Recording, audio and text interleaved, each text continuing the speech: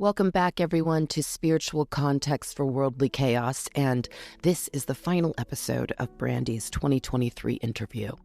Enjoy. Lay and say, that sounds like something that you probably say in your program, just for people to let it go. So lay and say. Yeah, I mean, it's one of those things that the more comfortable you get and the more you trust yourself and the more you trust your spirit team, you just start doing. You worry less about keywords, you worry less about what the books say, and you rely more on your knowing and the trust you have with the team. It's important to build your relationship with your spirit team. Otherwise, if you think, this is what I tell people, it's not me. I'm a conduit. That's it. That's I'm a right. vessel. This is my job. This is what I came here for. I'm a conduit. I'm a vessel for. And so it's really them. And I am grateful, and I have to give gratitude because at any moment they could yank it from me and say, you're not worthy of it. That's right. And it does happen. I mean, look at how many people suddenly change course or stop doing this, or, it's one of those, you have to work on yourself. You have to work with your spirit team. You have to build the rapport, and to be grateful and know that it can be yanked out from underneath you. You know, what I love that you also brought up was the idea of parameters, and you can look at that kind of as your superstitions. Also, it's sort of like what, like for me, I would read for myself every morning, and it's been so long since I've been, started reading that it's no longer, oh God, I got the devil. It's like, how's that going to show up? Interesting, so it's more of an interesting thing. But because I set these superstitions or parameters, the trust gets built, like you said. So every morning, if I'm reading for myself or if I'm reading for a client, I will always shuffle the cards bridge style to give them their uprights and reversals, and I'll do it 3 times. That's it. And then I look at the bottom of the deck to give me the overall of maybe what's going on, and then I do like a short 5-card spread before they say anything, because just like you, objective, I don't want to know. I want you to feel connected to spirit. I want to feel connected to spirit, So it's the parameters, though, that I've built. And when they ask me, I'd like to hear about love or I'd like to hear about career, there's other parameters for that. The King of Cups is different in a career spread than the King of Cups is in a love spread, or the King of Cups is in a spiritual spread. So is that like an advice that you would give to a new tarot reader or somebody who may be hitting a wall, is to define your parameters?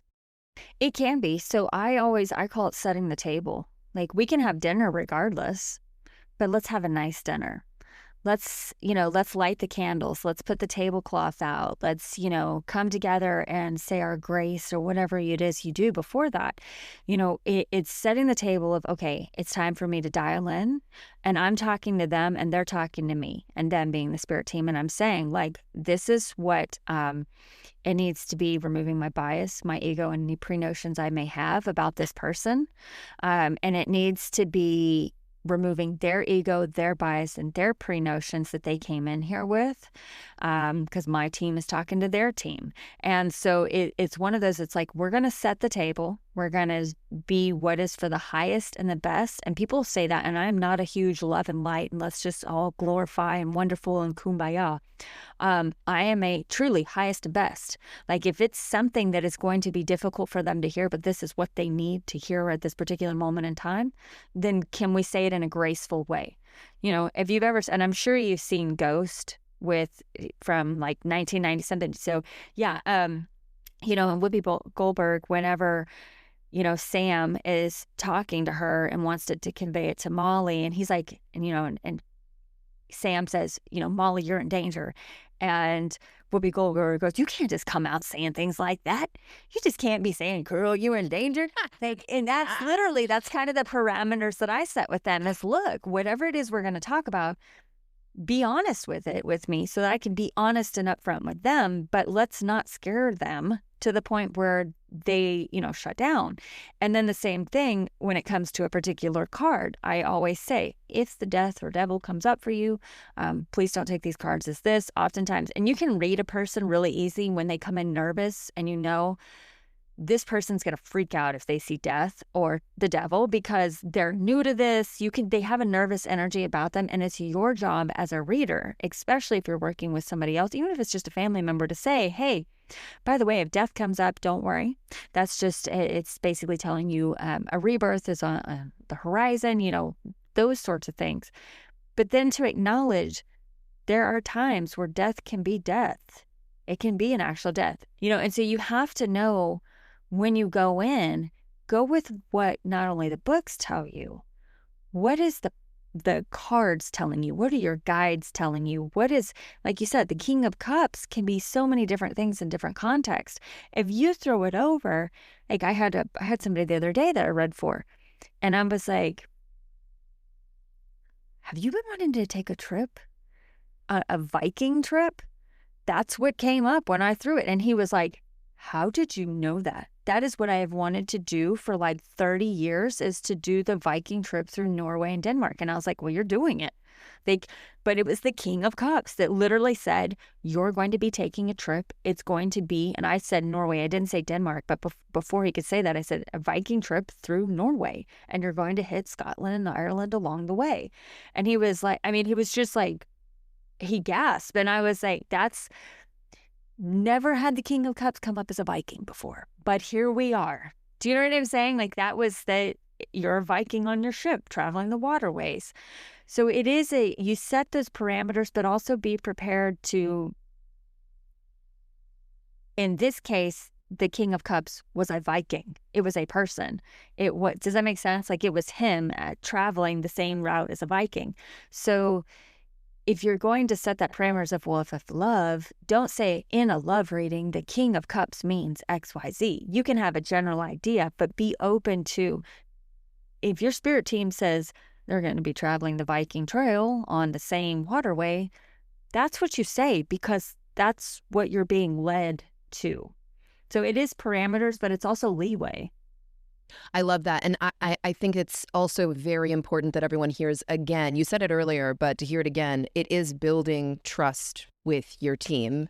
Brandy has obviously done this consciously done this for since you were 19, 20. Yeah, exactly. So, and even before that, you've had the amazing experience of having a mom that's incredibly into this too, or having somebody in your life that trusts it, which is what I think a lot of people deal with. They deal with the fact, I never grew up with anybody that even conceptualized this. Like this isn't even, a thing. I grew, it's a different, you're coming from a different angle, but that doesn't mean that the road we all get on is much different. We get on the road of, okay, I want to build a trust between me and something that is not necessarily on this plane. And until you're ready to do that, that's where you're going to feel blocked. I think that, and I went through this, a lot of new tarot readers, like you said, maybe there's a moment where you just like wake up immediately, or like there's they get straight into your face. First of all, if they get straight into your face, you're gonna be scared. Okay, like that stuff, like it's a whole other experience. So that's why they want a gradual relationship, because otherwise it's gonna feel too jolting. When you think you're gonna go crazy, imagine having all of it come up right away, immediately. And you have all in of your face. That's not. That just doesn't. That's not even safe for you and for your mental state and for your ability to be a human. And if you're trying to escape being a human by going into this direction, you're going to be probably sadly disappointed. you actually you have to become more human, because it goes through your body, it goes through your imagination, it goes, like you said, I became more grounded. I had to become more grounded because I was being, in this traumatizing situation with analytics and with, criminal investigation. I had to get more into my body, so I didn't try to escape it all the time with alcohol, with drug abuse, so there's just this illusion around it that, if I'm chosen, then I'll be this, matrix oracle reader. And it's not that you can't get to a level where, like, you can see things so intricately, so detailed, so out of place and abnormal, but it's because you trust the conversation you're having that you've built up over time. And I think giving permission like that to people who don't know that gives them more permission to be more novices than like, I have to just jump to professional. And that's one of the things that really gets me is how many people are jumping to professional and they're doing a lot of damage for themselves and for other people. They're not spending the time developing their skills. They're not spending the time developing true trust. And as somebody that works with different entities, it's very easy to be deceived by an entity that wants you to believe that they are something that they are not. And I tell people the number one thing to do, my tarot practice, my psychic work, all of that, I'm not even a big fan of the word psychic, but it's what people know. And so, yeah. And so that comes second to my own personal practice. So I am very, very much about working on myself. I'm very much about prayer. And I say prayer, I'm not a Christian, but you don't have to be a Christian to pray, or Muslim or Jewish. It's about studying many different religions, many different belief systems, knowing many different people from different walks of life. It is when you work on yourself, and that's the parts of the ritual high magician, which is what I am. I'm a Hermetic Kabbalist. When you perfect the self, then you open the door, and you also have the discernment to know what is my spirit team and what is something that is parading around as something that's not really what it says it is. And I think that's a lot of what I see. I'm like, they're sitting there talking about their higher self, their guardian angels, their guides, they're getting this, and it's ego. It's false entities or dark entities, whatever you want to call them, lower world vibrational frequencies. And so if you work on yourself, the rest of it starts to develop. Then you start having the real communications with your higher self, your guides, your guardian angels. That's when your spirit team starts developing. And they're like, hey, that person's working on themselves. My person is working on themselves. Now they're allowing us to have an actual authentic conversation. And in that authentic conversation, you'll be able to hear them. But you also have to be able to be silent and be still. Too many people are out here talking all the time. If you're talking, you can't hear. It's so true. It's an entirely receptive, intuitive field. Like there is no, I'm not getting any information from you, or it shouldn't be until, that part of the reading opens up. But outside of that, you should feel like you had a connection with something greater, because we are. That's what we're doing. Like, we're, like you said, we're the conduit, we're the channel. And being a Libra, it's kind of like working with the highest law, right? The highest law of the land. That's right. I mean, nobody can go above that, and I know that's, there's the idea of social justice or criminal justice or things that, obviously there's plenty of people that have gotten away with things, and we don't know, because we're here, we can only maybe explore through channeling what happens after this. But I think that, when you do get into this place, you do see that there's a larger cycle, a larger world realm that we all have to contend with, that we all have to, that we're all a part of. So there's also that. I think you're even getting to that higher, that's so Sagittarian too. It's like, I want to expand past human justice. I want to go to an even larger justice, which is, nobody, I mean, that's, you're now like you're blindfolding yourself just so you can see even further, because it's dark in there. Is there anything else you'd like to leave a new tarot reader with, somebody who has just started? What would be some advice outside of what we talked about that could help them, that could get them to maybe learn it in a way that's more personal for them, or whatever you think? So there's actually a few things I would say. Read what you can, but also don't go too overwhelmed with all the books and saying, I have to have all the books. Some of my favorite authors, and yes, one could argue that they're friends of mine, and that's why I'm saying it, but Mary Kay Greer has great in-depth books. Those books, and Rachel Pollack's 78 Degrees of Wisdom, those, if you feel those are over your head and you're like, I'm new, I just want to learn the basics, like I just want to get this started. Teresa Reed's Tarot, No Questions Asked is a wonderful book. That's an easy one that you can start with and say, hey, I can get a solid foundation. One of the things I recommend that people do is Teresa also has a coloring book. It's the Tarot coloring book. Read the card and then color the page. Look at your card and color. And as you're coloring it, start deciphering what it means as you're coloring it, because coloring is actually a form of active meditation. A lot of people don't know that. So you are not only focusing on this card, you're coloring it, you can also be channeling meanings for it. And you may not even realize it while you're coloring it. And you're like, oh, I never noticed that this was on this. And so there's another book that is not tarot that I'm actually going to be putting in my newsletter next week.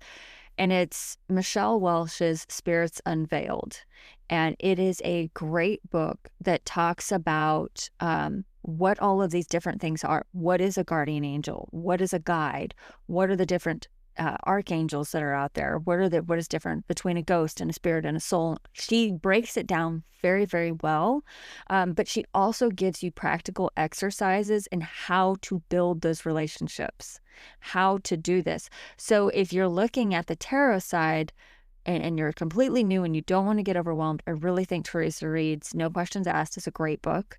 And I think that when you're talking about developing your spirit team, Michelle Welsh's Spirits Unveiled is a phenomenal book. It's a great, I just wrote a review on it yesterday or day before yesterday. I was not asked to write a review. I read it and wrote an honest, it's a great because it's a great primer. It doesn't, you don't have to be a particular religious belief system or anything like that. It says, here is what I know. Michelle's been working with spirits her entire life since she was a child. The book is actually quite eye-opening. Like, she was institutionalized.